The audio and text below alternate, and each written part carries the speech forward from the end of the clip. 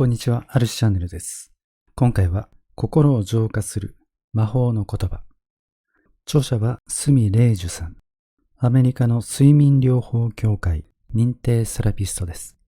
心がもやっとした時にはこの本を読んでみてください。早速見ていきましょ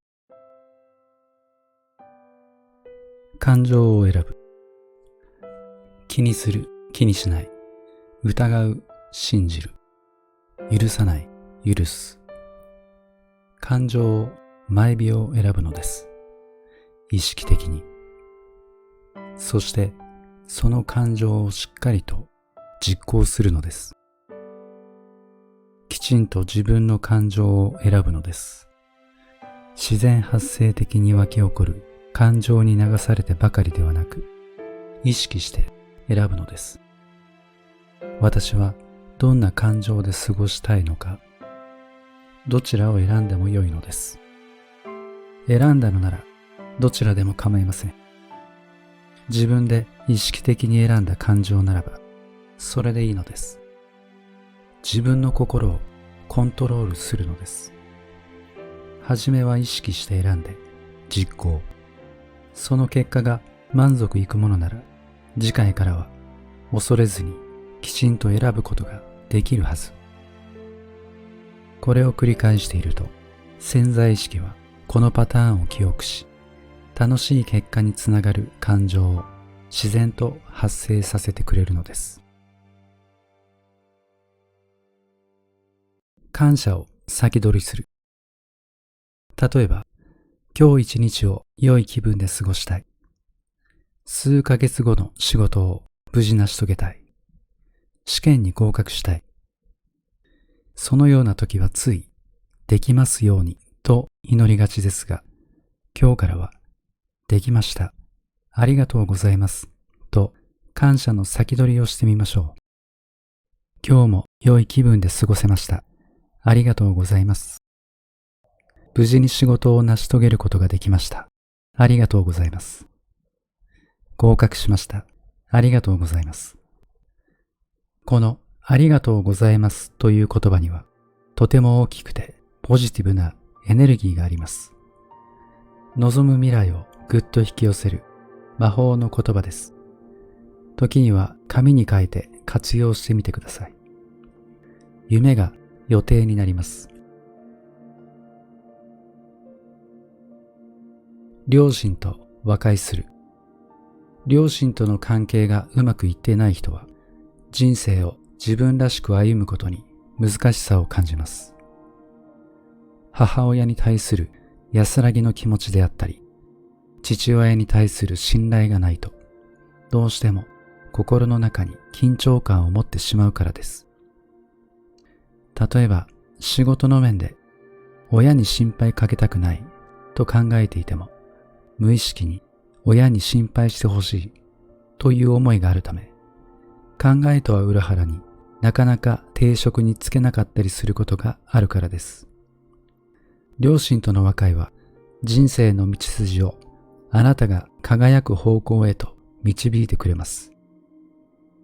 しかし実際に和解するのが難しい場合は、イメージを使って潜在意識の領域で癒してあげることもできます。目を閉じて微笑んで、イメージの中でお母さんと優しくハグしてみてください。そしてその感情と感覚をしっかりと胸に焼き付けてみてください。目を閉じて微笑んで、イメージの中でお父さんと微笑み合ってみてください。そしてその嬉しくて楽しい気分を存分に味わってみてください。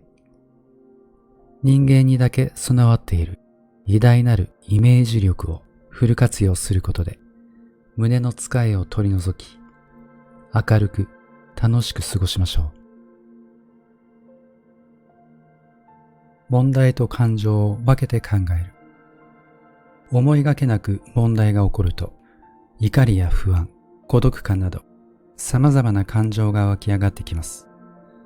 しかし、その問題を考えるときに、問題と感情を分けて解決策を考えてみてください。例えば、当てにしていた取引先から急に断りの電話が入ったとします。どうしよう、当てにしてたのに。そんなこと今言われても困るよ。ああ、上司から怒られる。憂鬱だな。もう、あんなに一生懸命やったのに。これからどうしたらいいんだ。と、様々な感情が湧き上がり、不安になります。しかし、起こった問題をそのまま受け止めてみると、事実はあくまでも取引先から急に断りの電話が入ったということなのです。その先の段取りについては、感情に左右されずに、ではどうしたらよいかと、あくまでもシステマティックに段取りよく進めていくことです。もちろん不安はありますが、それはひとまず置いておくのです。これは仕事に限らず、普段の生活でもそうです。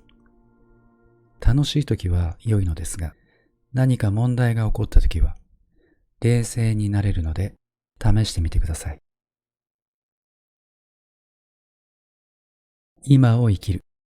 過ぎ去った時間、過去のことで悩んでいるなんて、本当にもったいないことです。まだ見ぬ時間、未来のことで気をもんでいても同じです。大切なのは今、この時。今を楽しんでください。その延長線上に素晴らしい明日が待っています。過去でもなく、未来でもなく、今、この時だけを見つめてみましょう。過去の自分でもなく、未来の自分でもなく、今、この時を生きている自分だけを見つめてみましょう。私たちは今を生きているのです。今、この一瞬一瞬の時を刻んでいるのです。今、この時に意識を集中するのです。食事を楽しんで大好きな人との語らいに胸を躍らせるのです。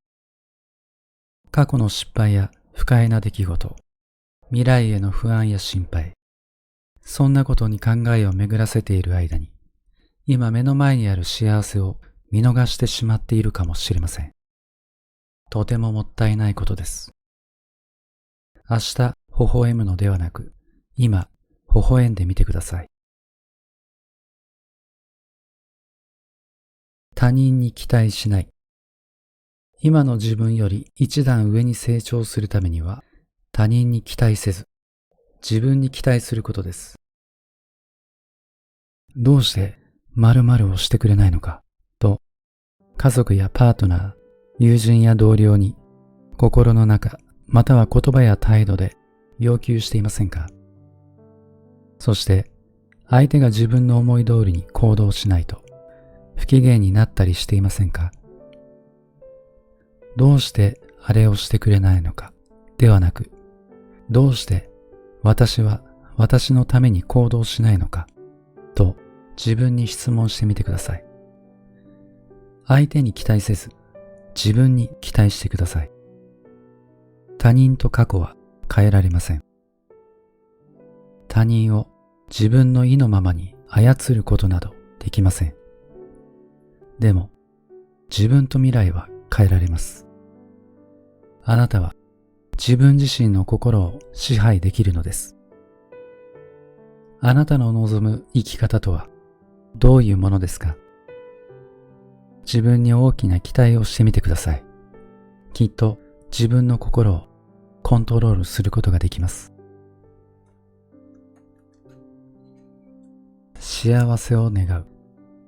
過去、誰かに優しくしてあげられなかった。妬みを感じて意地悪をしてしまった。相手の気持ちを利用してしまった。そんな経験はありませんか？もしかしたら相手は全く気づいていないかもしれません。しかし、当の本人である自分はしっかり覚えているものです。一番良い方法は、その相手に直接謝ることです。それができない状況なら、相手の幸せを心から願うことです。もしかしたら当時のあなたは、その相手の中に自分を見ていたのかもしれません。相手を嫌っていたのではなく、相手の中の自分に似た部分を受け入れられなかったのかもしれません。相手の幸せを心から願うことは、すなわち相手の中に見た自分自身を認め、受け入れることになるのです。声に出して、または心の中で何度も言いましょう。相手のことが思い浮かんだ時には、微笑みながら、あなたの幸せを心からお祈りしています。その一言が発せられるたびに、あなたの心も癒され、成長していきます。どうして私ばかりが、と思ってしまうとき、どうして私ばかりこんなに苦しいんだろう。どうして私ばかりこんなに問題が起こるんだろう。それはあなたの心の成長に必要なことだからです。その問題の解決方法を見出すのです。その問題を乗り越えるのです。どんなに辛くとも苦しくても。そして乗り越えたら、同じ苦しみや問題を抱えている人たちに、あなたがどうやって解決したのか、乗り越えたのかを教えてあげてください。ですから、今起こっている問題から目を背けてはいけないのです。時間がかかっても良いので、必ず受け入れて、立ち向かって、方法を探り、解決して、乗り越えるのです。あなたには、その力が備わっています。自分を信じるのです。あなたならできる。心配や不安をなくす方法。もし失敗したらどうしよう、嫌われたらどうしよう、とつい考えてしまい、心配や不安になるとき、誰にでもあることです。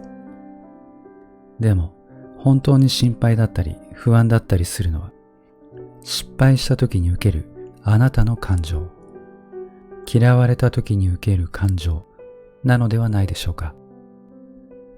考えてみてください。今までに全く同じではないとしても、同じような状況はきっとあったはず。その時はショックで落ち込んだりしたことでしょう。